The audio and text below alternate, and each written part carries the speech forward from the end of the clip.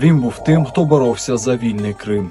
Народився в родині кримсько-татарського імама, закінчив Зинджерли медресе, навчався в Стамбулі та Петербурзі. Перша світова війна, повернення до Криму та розробка стратегії національної боротьби.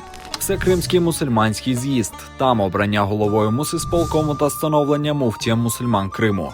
Під його керівництвом створюється духовне та земельне управління, реформуються нацустанови з освіти, активізується робота провінційних органів управління, відкриваються національні ЗМІ та формується національна партія та мусульманські збройні сили. Все це стає причиною арешту.